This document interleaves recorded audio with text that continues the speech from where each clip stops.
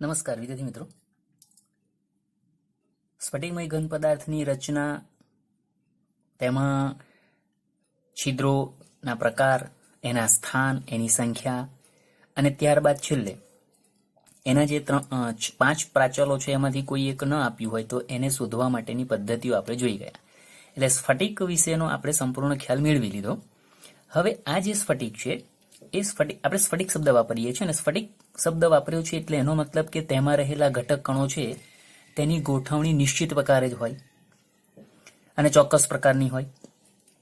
હવે આવો જે સ્ફટિક છે એ સ્ફટિકની અંદર રહેલા કોઈ એક ઘટક કણનું સ્થાન બદલાય, અથવા તો એ ઘટક કણ એમાંથી સ્ફટિકમાંથી બહાર જતું રહી, અથવા તો એ સ્ફટિકમાં બીજો બહારથી કોઈ અન્ય ઘટક કણ હાજર થાય, દાખલ થાય, તો સ્વાભાવિક છે કે આ પ્રકારની પરિસ્થિતિમાં એ સ્ફટિકમાં રહેલા ઘટક કણોની જે નિશ્ચિત પ્રકારનો આપણે શબ્દ વાપરીએ છીએ એ ગોઠવણીમાં ખલેલ પહોંચશે અને એને કારણે તે સ્ફટિકમય ઘન પદાર્થ છે એ ક્ષતિયુક્ત બનશે.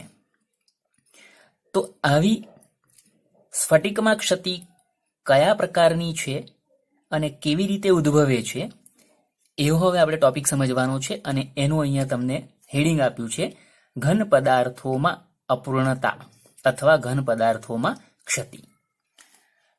તો મેં તમને વ્યાખ્યા કહી દીધી. અહીં તમને વ્યાખ્યા આ રીતે આપી છે, જો પૂછાય તો આપણે આ લખીશું: સ્ફટિકમય ઘન પદાર્થમાં રહેલા ઘટક કણોની નિશ્ચિત પ્રકારે થયેલી ગોઠવણીમાં ઉદ્ભવતી અનિયમિતતા અથવા વિચલન એને ઘન પદાર્થમાં અપૂર્ણતા અથવા ક્ષતિ કહેવાય.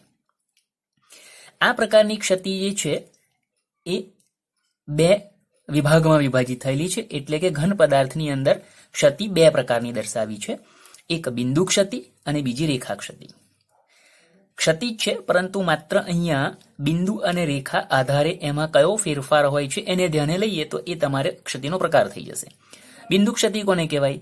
તો કે સ્ફટિકમય ઘન પદાર્થના પરમાણુ અથવા બિંદુની આજુબાજુ આદર્શ ગોઠવણીમાં અનિયમિતતા અથવા વિચલન, કોઈ એક ઘટક કણ એની આજુબાજુની ગોઠવણીમાં અનિયમિતતા ઉદ્ભવે તો એ બિંદુ ક્ષતિમાં ગણાશે.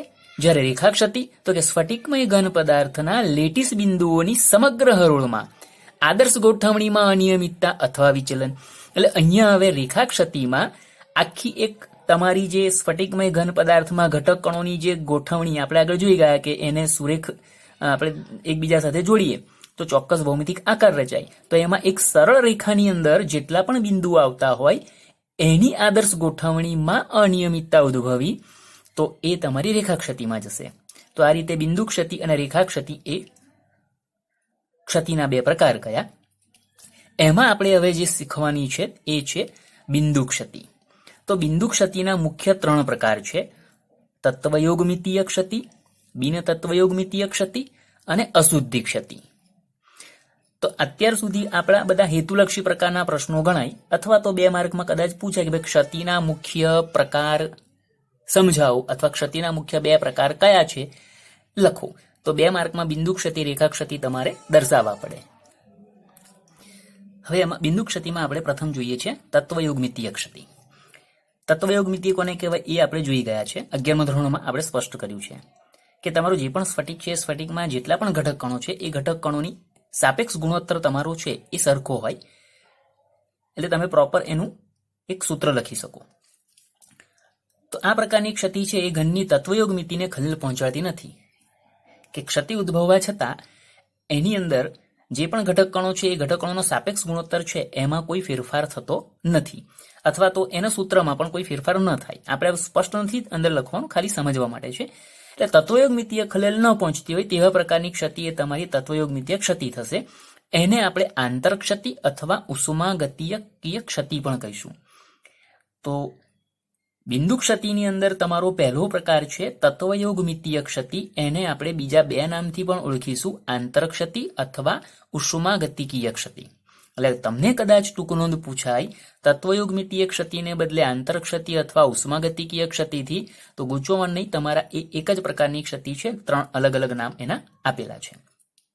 હવે આ ક્ષતિ છે એના પાછા 2 પ્રકાર કયા? એમ તો આપણે 4 પ્રકાર જોવાના છે, પરંતુ એ 2 પ્રકાર બુકમાં એટલા માટે લખ્યા છે કે તમારા 2 અલગ અલગ પ્રકારના સ્ફટિકની અંદર આ 2 પ્રકારની ક્ષતિ ઉદ્ભવે છે એટલા માટે કહ્યું છે.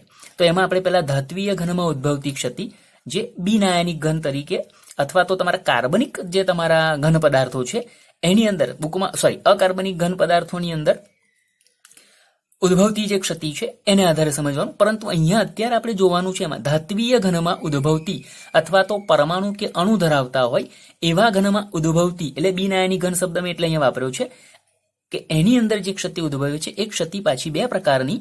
એમાં એક રિક્ત અથવા ખાલી ક્ષતિ અને બીજી છે આંતરાલીય ક્ષતિ.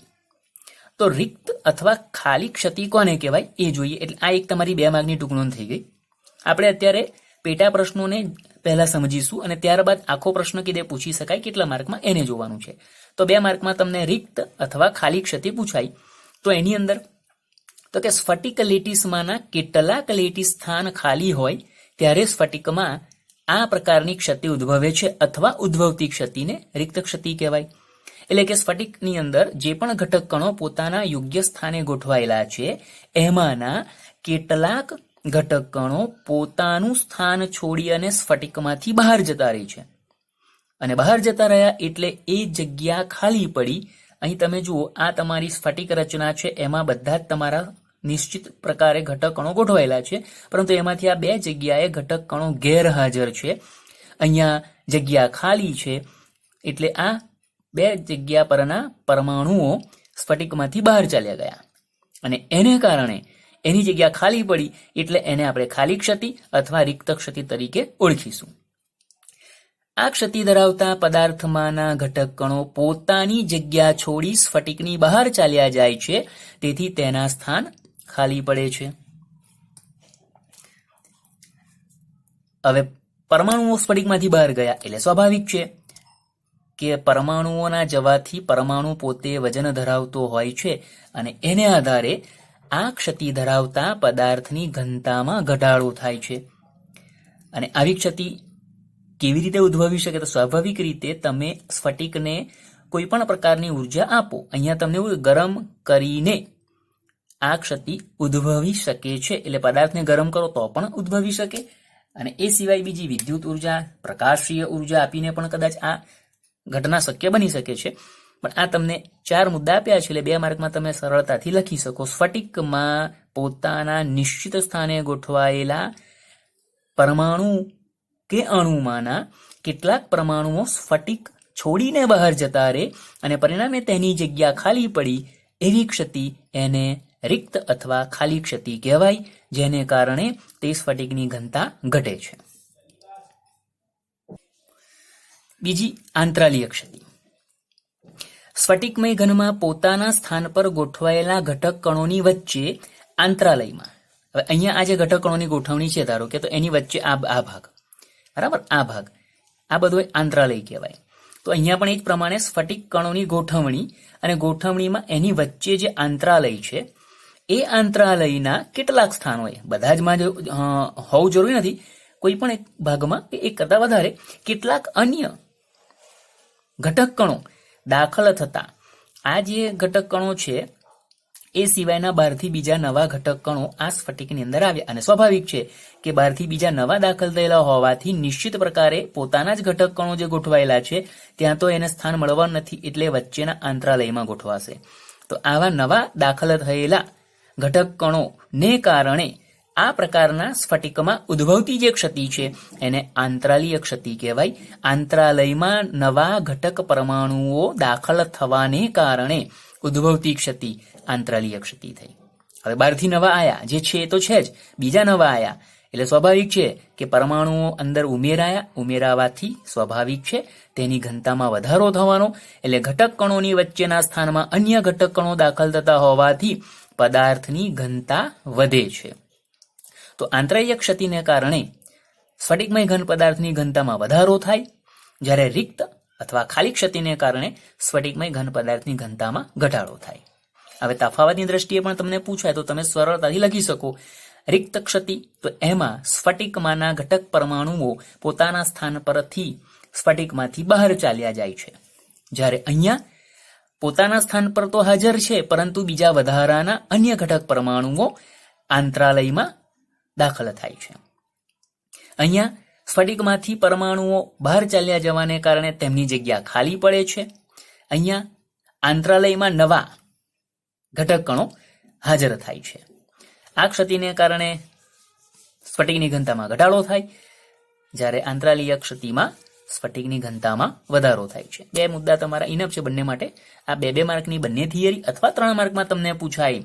તત્વયોગમિતીય ક્ષતિની અંદર તમને ધાત્વીય ઘનમાં અથવા બિન આયનિક ઘનમાં ઉદ્ભવતી તત્વયોગમિતીય ક્ષતિના પ્રકાર, તો રિક્ત ક્ષતિ અને આંતરાલીય ક્ષતિ, આ 2 તમારે સમજાવવાના રહેશે.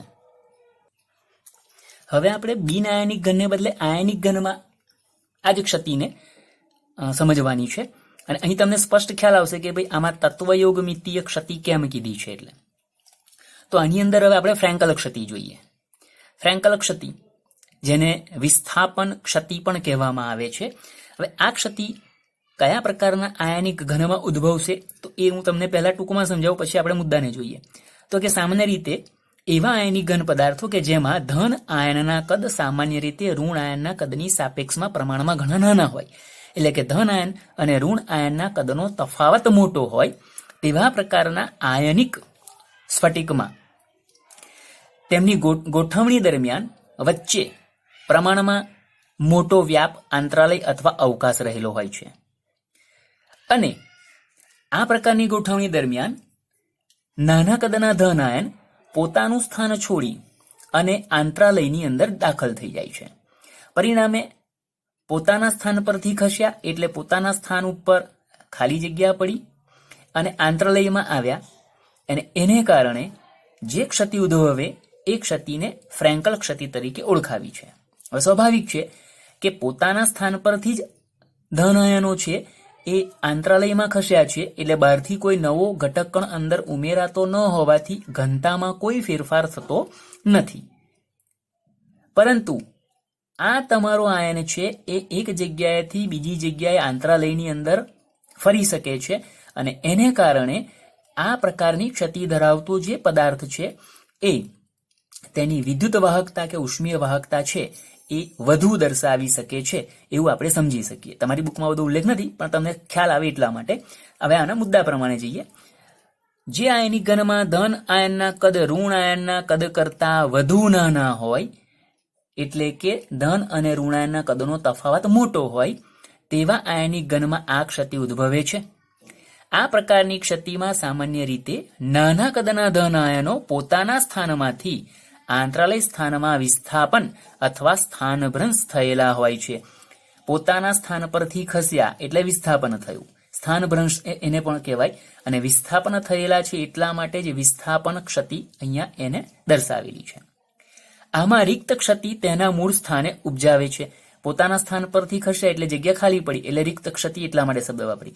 અને નવા સ્થાને આંતરાલીય ક્ષતિ ઉપજાવે છે. બંને આવી ગઈ, રિક્ત ક્ષતિ, આંતરાલીય ક્ષતિ. એક જ ધન આયન પોતાના સ્થાન પરથી ખસ્યો એટલે પોતાનું સ્થાન ખાલી પડ્યું એટલે રિક્ત ક્ષતિ, અને પોતાના સ્થાન પરથી એ સ્ફટિકમાં જ આંતરાલયમાં દાખલ થાય છે, અને આંતરાલયમાં દાખલ થયો એટલે એને આંતરાલીય ક્ષતિ પણ કહી. એટલે બંને પ્રકારની ક્ષતિ ધન આયન દ્વારા ઉપજે છે.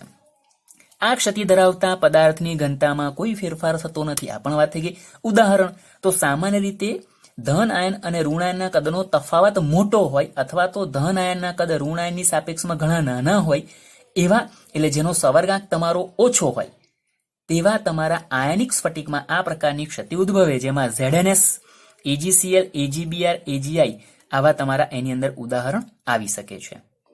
તો સવર્ગાંકનો ઉલ્લેખ પણ બુકમાં નથી, પણ આપણે અહીંયા સમજી શકીએ કે જે આયનિક સ્ફટિકનો સવર્ગાંક ઓછો હોય, 4 કે 6, તેવા આયનિક સ્ફટિકમાં આ પ્રકારની ક્ષતિ તમારી ઉદ્ભવી શકે છે. એમાં જ બીજો પ્રકાર આવે, અને એ છે શોટકી ક્ષતિ. શોટકી ક્ષતિ કોને કહેવાય? તો કે જે આયનિક સ્ફટિકમાં ધન અને ઋણ આયનના કદનો તફાવત લગભગ સમાન હોય, અથવા તો ધનના કદ અને ઋણ આયનના કદ છે એ લગભગ સરખા હોય, તેવા આયનિક સ્ફટિકમાં આ પ્રકારની ક્ષતિ ઉદ્ભવે. હવે આ પ્રકારની ક્ષતિમાં શું થાય? તો કે ધન આયન પોતાનું સ્થાન છોડીને સ્ફટિકમાંથી બહાર ચાલ્યો જાય. હવે જો ધન આયન એકલો સ્ફટિકમાંથી બહાર ચાલ્યો જાય તો ધન આયનની સાપેક્ષમાં ઋણ આયન છે એની સંખ્યા વધી જાય તો તત્વયોગમિતીય સંબંધ જળવાતો નથી, અને એટલા માટે ધન આયન જેવો એક બહાર જશે તેવો તેની સાથે સાથે તત્વયોગમિતીય સંબંધ જળવાઈ રહે તે માટે ઋણ આયન પણ સ્ફટિકમાંથી બહાર ચાલ્યો જશે. એટલે આ પ્રકારની ક્ષતિ ધરાવતા સ્ફટિકમાં એક સાથે બે આયનો ધન અને ઋણ બંને આયનો સ્ફટિકમાંથી બહાર ચાલ્યા જાય એટલે બે સ્થાન તમારા ખાલી પડે છે.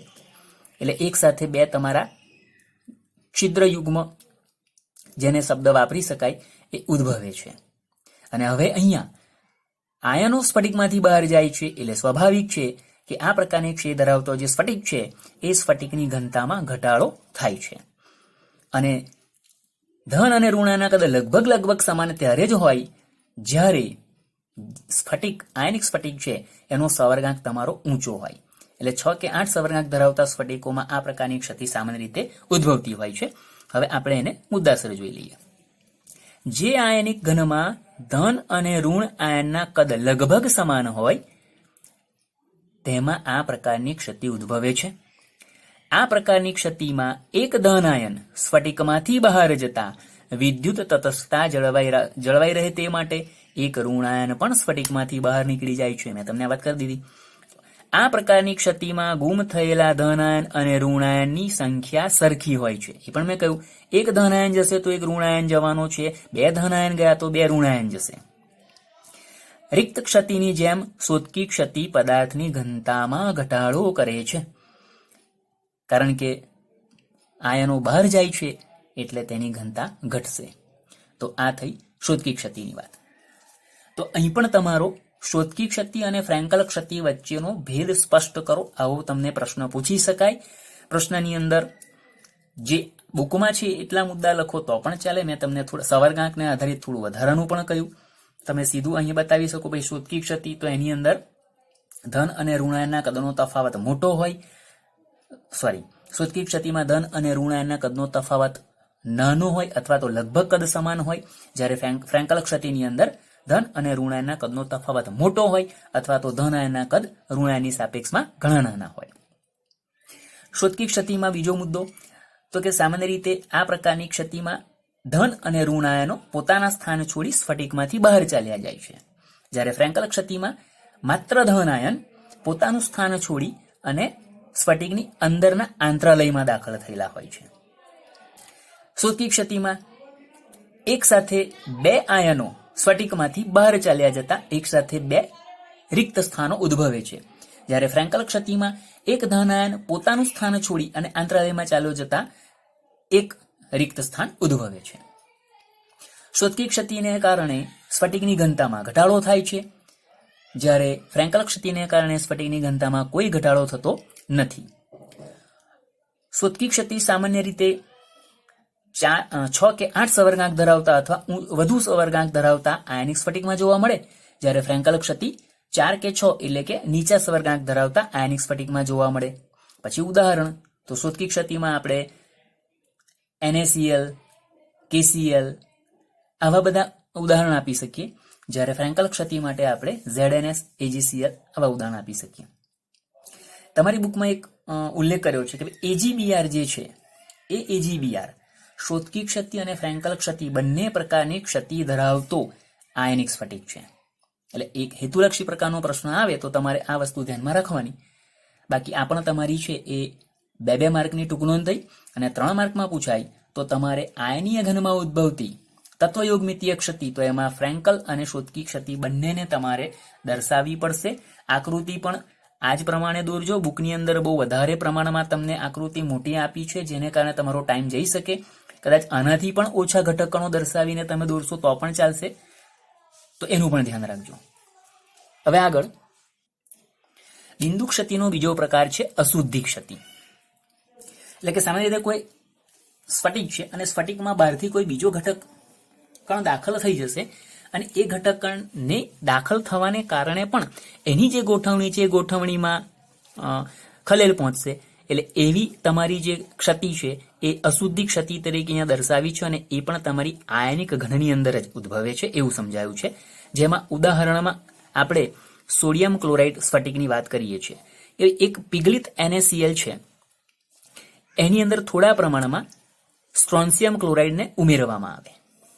NaCl ને પહેલા ગરમ કરશો એટલે પીગળિત સ્વરૂપમાં જશે અને પીગળિત સ્વરૂપમાં છે ત્યારે તેની અંદર થોડા પ્રમાણમાં સ્ટ્રોન્શિયમ ક્લોરાઇડ SrCl2 ને ઉમેર્યું અને ઉમેર્યા પછી ફરી તેનું સ્ફટિકીકરણ કરવામાં આવે. હવે જ્યારે સ્ફટિકીકરણ થશે ત્યારે પીગળિત સ્વરૂપમાં Na+ અને Cl- તમારા અનિયમિત રીતે જે તમારા પ્રવાહી સ્વરૂપમાં હાજર હતા એની હવે ચોક્કસ ગોઠવણી થશે. પરંતુ ચોક્કસ ગોઠવણી થશે ત્યારે અહીંયા વધારાનો SrCl2 ઉમેરાયેલો છે અને આ SrCl2 છે એની હાજરીને કારણે હવે અહીંયા Na+ ધન આયનો છે એના સ્થાનોમાં જે ફેરફાર થાય છે એ તમારી અશુદ્ધિ ક્ષતિ તરીકે આપણે સમજવાનું છે. તો પીગળિત NaCl માં થોડા પ્રમાણમાં SrCl2 ઉમેરી સ્ફટિકીકરણ કરતા Na+ ના કેટલાક સ્થાન Sr+2 આયનો મેળવી લે છે. એટલે Na+ પોતાના સ્થાન પરથી ખસી જશે અને એની જગ્યાએ Sr+2 ધન આયન છે એ હાજર થશે. હવે Na ઉપર +1 વીજભાર છે જ્યારે Sr પર +2 વીજભાર છે. એટલે સ્વાભાવિક છે કે આ બે આયનો મળે ત્યારે આનો એક આયન તમારો થાય. વીજભારને આધારે વાત કરીએ છીએ એટલે. તેથી દરેક Sr+2 બે Na+ આયનને ફેરબદલે છે. એટલે એક Sr+2 હાજર થાય એટલે એની સામે તમારા બે Na+ ત્યાંથી દૂર થાય. દરેક Sr+2 બે Na+ આયનને ફેરબદલે છે. તે એક આયનનું સ્થાન મેળવે છે અને બીજું સ્થાન ખાલી રાખે છે. હવે બે Na+ની સરખામણીમાં માત્ર એક જ Sr+2 અંદર દાખલ થયો. અત્યારે આપણે એ જ વાત કરીએ ખાલી સમજવા માટે. તો એક Sr+2 હાજર થવાથી બે Na+ દૂર થયા. હવે બે Na+ દૂર થાય એટલે બે જગ્યા તમારી ખાલી પડવાની. દાખલા તરીકે એક તમારો આ Na+ નું સ્થાન છે અને બીજું Na+ નું સ્થાન અહીંયા છે. આ બે જગ્યા ખાલી પડી. હવે બે Na+ દૂર થયા એની સામે એક Sr+2 આવ્યો. તો Sr+2 તો એક જ ધન આયન છે એટલે આ બેમાંથી કોઈ એક જગ્યાએ જે દાખલ થશે. તો આપણે એવું બતાવ્યું છે અહીંયા બુકમાં તમારી કે અહીંયા Sr+2 હાજર થયો તો આ સ્થાન ખાલી રહ્યું. એટલે એક Sr+2 બે Na+ ના સ્થાનમાંથી એક Sr+2 સ્થાન મેળવશે અને બીજું ખાલી રહે છે. આ રીતે ઉત્પન્ન થયેલી ધન આયનીય રિક્ત સ્થાનો એટલે આને અંદર તમારો આ ભાગ ખાલી રહ્યો અને ધન આયનનો જ ભાગ છે Na+ નો ભાગ છે એટલે ખાલી ભાગ છે એટલે રિક્ત સ્થાન. Sr+2 આયનની સંખ્યા જેટલા જ હોય છે એટલે જેટલી Sr+2 ની સંખ્યા એટલા જ આ સ્ફટિકની અંદર તમારા રિક્ત સ્થાનોની સંખ્યા પણ મળશે. તો આ તમારી અશુદ્ધિ ક્ષતિ તમને પૂછાય છે. NaCl ના ઉદાહરણ દ્વારા સમજાવો તો તમારે આ મુદ્દા લખવાના છે. એની જગ્યાએ તમને AgCl ના ઉદાહરણ દ્વારા પણ પૂછી શકાય. તો માત્ર ફેર એટલો થાય પીગળિત AgCl માં થોડા પ્રમાણમાં કેડમિયમ ક્લોરાઇડ SrCl2 ને બદલે CdCl2 ઉમેરી સ્ફટિકીકરણ કરતા Ag+ ના કેટલાક સ્થાન Cd+2 આયનો મેળવી લે છે. દરેક Cd+2 બે Ag+ આયનને ફેરબદલે છે. તે એક આયનનું સ્થાન મેળવે છે અને બીજું ખાલી રહે છે. આ રીતે ઉત્પન્ન થયેલ ધન આયનીય રિક્ત સ્થાનો Cd+2 આયનની સંખ્યા જેટલા જ હોય છે. બસ આટલો ફેર. એટલે તમને NaCl ના ઉદાહરણથી પણ પૂછાય, AgCl ના ઉદાહરણથી પણ પૂછાય અને કોઈ ઉદાહરણ નથી પૂછતા અને સીધી અશુદ્ધિ ક્ષતિ પૂછે છે તો 2 માર્કમાં તમે NaCl ના ઉદાહરણથી આને દર્શાવી શકો છો. પણ તમને અહીંયા 2 ઉદાહરણ આપ્યા છે એટલે બંને રીતે પણ તમને વાક્ય રચના લખતા આવડી શકે એટલા માટે મેં તમને કહ્યું. તો આ પણ તમારી એક 2 માર્કની ટૂંક નોંધ થઈ. બિંદુ ક્ષતિનો ત્રીજો પ્રકાર બિન તત્વયોગમિતીય ક્ષતિ. આપણે તત્વયોગમિતીય ક્ષતિ જોઈ ગયા કે જેમાં આયનિક સ્ફટિકમાં પણ ધન કે ઋણ આયન તમારા એના જગ્યાઓ પરથી ખસે અથવા બહાર નીકળી જાય છતાં તેના સૂત્રમાં કોઈ ખલેલ પહોંચતું નથી. એટલે કે તત્વયોગમિતીય સંબંધ જળવાઈ રહે છે. હવે અહીં જોઈશું કે ક્ષતિને કારણે જે આયનિક સ્ફટિક તમારો છે એના તત્વયોગમિતીય સંબંધમાં પણ ખલેલ પહોંચશે. તો બિન તત્વયોગમિતીય ક્ષતિ જે છે એની અંદર હવે આપણે 2 પ્રકાર જોવાના છે. એક ધાતુ વધારો ક્ષતિ અને બીજી છે ધાતુ ઉણપ ક્ષતિ. ધાતુ વધારો ક્ષતિની અંદર એક આપણે અત્યારે જે હવે જોવાના છે એનાયનીય રિક્ત સ્થાનોને કારણે ઉદ્ભવતી ધાતુ વધારો ક્ષતિ. આ તમારી એક 2 માર્કની ટૂંક નોંધ વિશેષ પૂછી શકાય એવી છે. પરંતુ છતાં પણ આપણે બીજી પણ આંતરલીય સ્થાનો પર વધારાના ધન આયનને કારણે ઉદ્ભવતી ધાતુ વધારો ક્ષતિને પણ સમજવાની છે. એટલે અત્યારે આપણે બિન તત્વયોગમિતીય ક્ષતિમાં કુલ 3 પ્રકારની આપણે ક્ષતિઓને સમજીશું અને એ ત્રણે ત્રણ તમારી ક્ષતિઓ છે એ 2-2 માર્કમાં પૂછી શકાય એવી શક્યતાવાળી છે, પરંતુ વિશેષ મારી દ્રષ્ટિએ એનાયનીય રિક્ત સ્થાનોને કારણે ઉદ્ભવતી ધાતુ વધારો ક્ષતિ આ આપણી ખાસ ગણી શકાય. તો એને આપણે સમજીએ. પ્રથમ NaCl. હવે અહીંયા સામાન્ય રીતે તમને આલ્કલી ધાતુઓ છે એના હેલાઇડ સાથેના તમારા સંયોજનો છે, NaCl પણ આવે, KCl પણ આવે. આગળ તમને ઉદાહરણ પણ આપશે, એની અંદર LiCl પણ છે. તો આમાંથી કોઈ પણ એક સ્ફટિકને આપણે ઉદાહરણ તરીકે લઈ શકીએ. વાક્ય રચના ખાલી આટલી બદલી શકાય અને એ આધારે ખાલી રંગ બદલાય, બાકી બધું તમારું કોમન રહેશે. તો NaCl નો સ્ફટિક છે. હવે NaCl ના સ્ફટિકને જ્યારે સોડિયમ ધાતુની બાષ્પના વાતાવરણમાં ગરમ કરવામાં આવે, દાખલા તરીકે હવે અહીંયા NaCl ને બદલે KCl નું ઉદાહરણ તમને પૂછવામાં આવે, તો KCl ના સ્ફટિકને તો પોટેશિયમ ધાતુના બાષ્પના વાતાવરણમાં ગરમ કરવાની આવે. લિથિયમ ક્લોરાઇડ હોય તો લિથિયમ ધાતુના બાષ્પના વાતાવરણમાં ગરમ કરવાનો, આટલો ફેર પડે, બાકી બધું લગભગ સરખું રહેશે. તો NaCl ના સ્ફટિકને જ્યારે સોડિયમ બાષ્પના વાતાવરણમાં ગરમ કરવામાં આવે તો સોડિયમ આપણને ખબર છે કે તેની આયનીકરણ એન્થાલ્પીનું મૂલ્ય નીચું છે, સરળતાથી ઇલેક્ટ્રોન દૂર કરવાની વૃત્તિ ધરાવનારો છે. તો એ આ ઉષ્માને મેળવી અને ઇલેક્ટ્રોનને ગુમાવી અને Na+ ધન આયનમાં તરત ફેરવવાનો, અને એ Na+ ધન આયન તમારો છે આ NaCl નો તમારો જે સ્ફટિક છે એ સ્ફટિકની સપાટી ઉપર ચોંટી જશે અથવા તો ત્યાં દાખલ થશે. હવે એ Na+ જે આયો એક વધારાનો આયો, સ્વાભાવિક રીતે ખ્યાલ આવે. તો હવે અહીંયા શું થાય છે તો કે NaCl ના સ્ફટિકમાંથી કોઈ પણ એક Cl- આ Na+ ધન આયન જે સ્ફટિકની સપાટી પર દાખલ થયો છે એનું સ્વાગત કરવા એની સાથે પહોંચી જશે. એટલે કે NaCl સ્ફટિકમાંનો કોઈ પણ એક Cl- નવા સપાટી ઉપર દાખલ થયેલા હાજર રહેલા Na+ આયન સાથે સંયોજાઈ અને ત્યાં NaCl તમારો બનાવશે. અણુ બન્યું એટલે તો પોતાના સ્થાન પરથી એ ખસીને ત્યાં ગયો એટલે પોતાનું સ્થાન ખાલી પડ્યું. આ જો અહીંયા ગાડી આપણે ગુલાબી રંગનો ગોળ ઋણ આયન તમે દર્શાવી શકો, જે બધા Cl તમારા છે, આ બધા Cl છે અને ભૂરા છે Na છે. તો Cl ની જગ્યા ખાલી પડી કારણ કે એ Cl અહીંયાથી ખસીને સ્ફટિકની સપાટી પર જ્યાં Na+ હાજર છે ત્યાં ગયો છે એટલા માટે.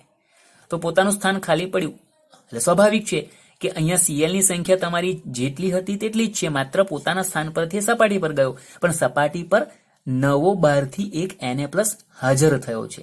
એટલે સ્વાભાવિક છે કે એક ધન આયન તમારો વધ્યો એટલે ધાતુ વધારો, એક ધન આયન વધ્યો એટલા માટે Na+ સોડિયમ ધાતુ છે તમારી, તો એ આધારે અહીંયા તમને આપ્યું છે. અને એમાં રિક્ત સ્થાનોને એટલે અહીં તમારું એનાયનીય એટલે ઋણ આયનની જગ્યા ખાલી પડી અને એને કારણે જે ક્ષતિ ઉદ્ભવી છે તે સમજાયું છે.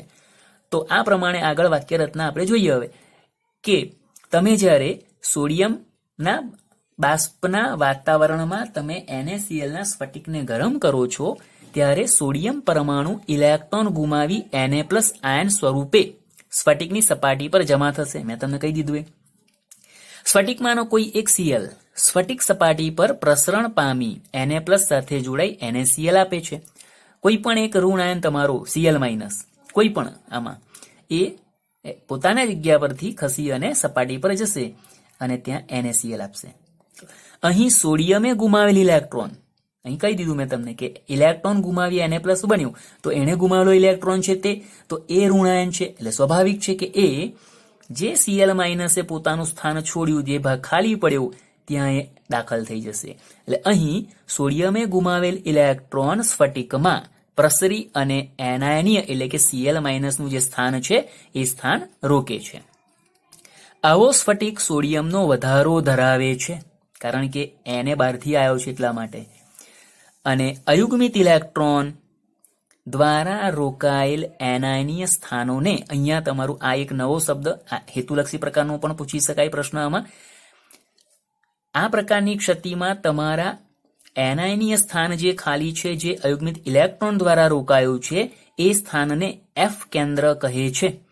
અને આવા સ્થાનમાં જે તમારો અયુગ્મિત ઇલેક્ટ્રોન હાજર છે, હવે આવી ક્ષતિ ધરાવતા સ્ફટિક પર જ્યારે દ્રશ્યમાન પ્રકાશ આપાત કરવામાં આવે ત્યારે આ ઇલેક્ટ્રોન એ ઉર્જાનું શોષણ કરી ઉત્તેજિત થઈ ફરી પાછો પોતાની ભૂમિ અવસ્થામાં આવે ત્યારે ઉત્સર્જિત જે તમારી યોગ્ય તરંગ લંબાઈ ધરાવતા પ્રકાશનું ઉત્સર્જન જે થાય અને એને કારણે તમારો NaCl છે એ પીળો રંગ આપે છે એવું અહીં તમને સમજાવેલું છે.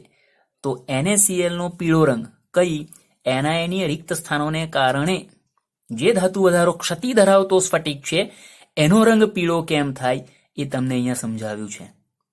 હવે એની જગ્યાએ NaCl ની જગ્યાએ જો લિથિયમ ક્લોરાઇડ હશે તો એ અહીંયા ગુલાબી રંગ આપશે, આછો ગુલાબી રંગ, અને એની જગ્યાએ પોટેશિયમ ક્લોરાઇડ હશે તો એ જાંબલી રંગ આપે છે. એટલે તમારા હેતુલક્ષી પ્રકારના પ્રશ્નમાં એનાયનીય રિક્ત સ્થાનોને કારણે ઉદ્ભવતી ધાતુ વધારો ક્ષતિને કારણે LiCl નો રંગ કેવો, KCl નો રંગ કેવો, NaCl નો રંગ કેવો, F સ્થાન કોને કહેવાય, આ બધા હેતુલક્ષી પ્રકારના પ્રશ્નો. અને તમારી આ એક 2 માર્કની ટૂંક નોંધ થઈ. અને મેં તમને કહ્યું કે આ વિશેષ પૂછી શકાય તેવી છે, પરંતુ એની જગ્યાએ ધારો કે આંતરાલીય સ્થાનો પર વધારાના ધન આયનને કારણે ધાતુ વધારો ક્ષતિ પૂછી 2 માર્કમાં, તો એમાં હવે આપણે ઝિંક ઓક્સાઇડનું ઉદાહરણ આપવાનું છે. ઝિંક ઓક્સાઇડ ઓરડાના તાપમાને સફેદ રંગનો છે. NaCl પણ એમ તો સફેદ રંગનો જ છે, એટલે ઝિંક ઓક્સાઇડ પણ સફેદ રંગનો જ છે. હવે ઝિંક ઓક્સાઇડને જ્યારે આપણે ગરમ કરીએ ત્યારે ગરમ કરીશું એટલે ઝિંક ઓક્સાઇડ એમાંનો પોતાનો એક O-2 આયન ઓક્સિજન વાયુ સ્વરૂપે ગુમાવશે. ZnO ગરમ કર્યું એટલે એમાંથી Zn+2 + ½ O2 + 2E-. ઓક્સિજન વાયુ સ્વરૂપ છે એટલે દૂર થયું, 2 ઇલેક્ટ્રોન તમારા અંદર વધારાના થયા. તો તેને ગરમ કરતા તે ઓક્સિજન ગુમાવે છે અને પીળા રંગમાં ફેરવાય. જેવો ઓક્સિજન તમારું ગુમાવશે એટલે અહીંયા તમારી ક્ષતિ ઉદ્ભવી, અને એક ક્ષતિ જેમાં 2 તમારા અયુગ્મિત ઇલેક્ટ્રોન છે, અને આ અયુગ્મિત ઇલેક્ટ્રોનને કારણે હવે જે NaClમાં જોયું એવું પીળો રંગ દર્શાવશે. સ્ફટિકમાંથી ઓક્સિજન દૂર થતા ઝિંકનો વધારો થાય છે. ZnO સ્વાભાવિક છે, ઘણા બધા ઝિંક ઓક્સાઇડથી તમારો એક સ્ફટિક બનવાનો, એમાંથી ઓક્સિજન જેટલા પણ 2, 3, 4 જે પણ આપણે અત્યારે એકની ગણતરી કરીએ, એક ઓક્સિજન જેવો તમારો O-2 આયન છે એ તમારો ઓક્સિજન વાયુ સ્વરૂપે દૂર થાય એટલે એની સાપેક્ષમાં એક Zn+2 તમારો સ્ફટિકમાં વધારાનો રહી જશે, બહારથી આવતો નથી. ઉપરની થિયરી જોઈ એનાયની રિક્ત સ્થાનોને કારણે, તો એમાં સોડિયમની બાષ્પમાંનો સોડિયમ તમારો Na+ સ્વરૂપે અંદર હાજર થાય છે. આની અંદર વધારાનો બહારથી આવતો નથી, પરંતુ ઓક્સિજન આયન તમારો O-2 આયન છે એ દૂર થવાથી Zn+2 તમારો સાપેક્ષમાં વધી જાય છે. તો સ્ફટિકમાંથી ઓક્સિજન દૂર થતા ઝિંકનો વધારો થાય છે, અને તેનું સૂત્ર આવી ક્ષતિ ધરાવતો તમારો સ્ફટિક છે એનું સૂત્ર લખીએ તો Zn1 + XO બને છે, કારણ કે એની સંખ્યા વધી એટલા માટે.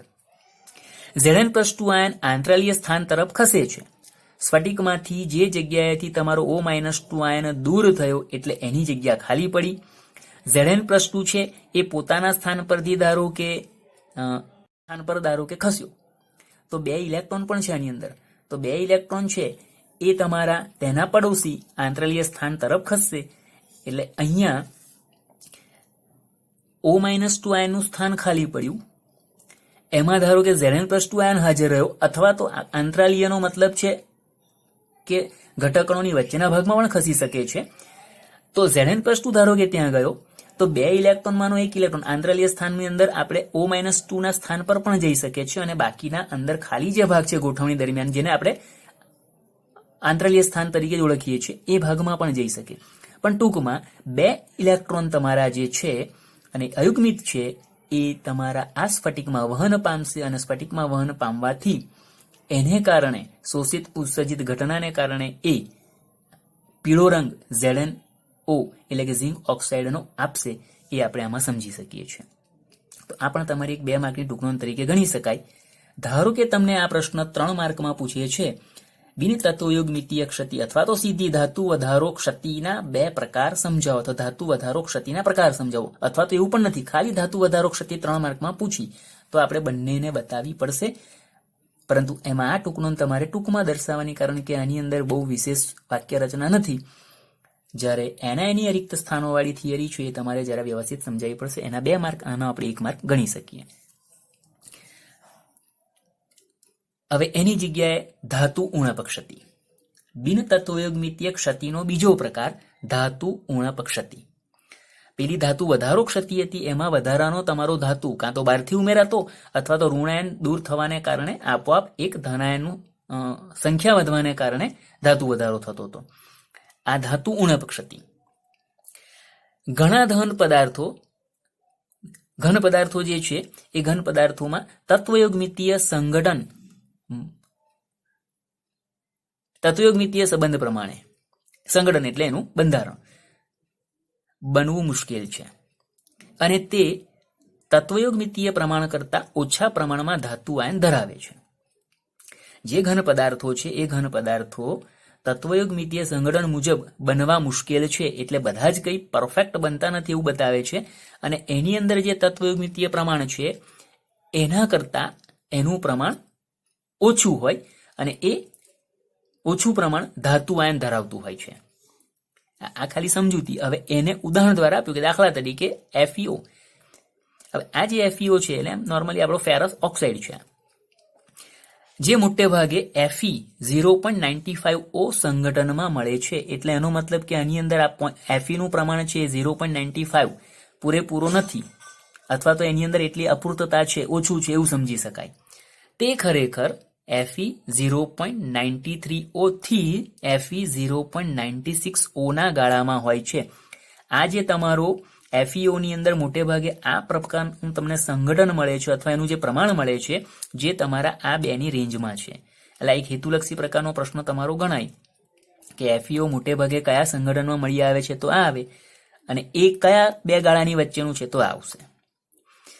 FeO ના સંગઠનમાં કેટલાક Fe+2 આયન ગુમ થયેલા જણાય છે. આ જે સંગઠન આપ્યું એમાં FeO સીધું નથી લખ્યું, Fe0.95O લખ્યું. એનો મતલબ કે આની અંદર Fe+2 ની પ્રમાણ છે એ પ્રમાણ ઓછું છે, અને એટલે અહીંયા આપ્યું કે કેટલાક Fe+2 તે તમારા ધન આયન છે એ ગુમ થયેલા જણાય છે.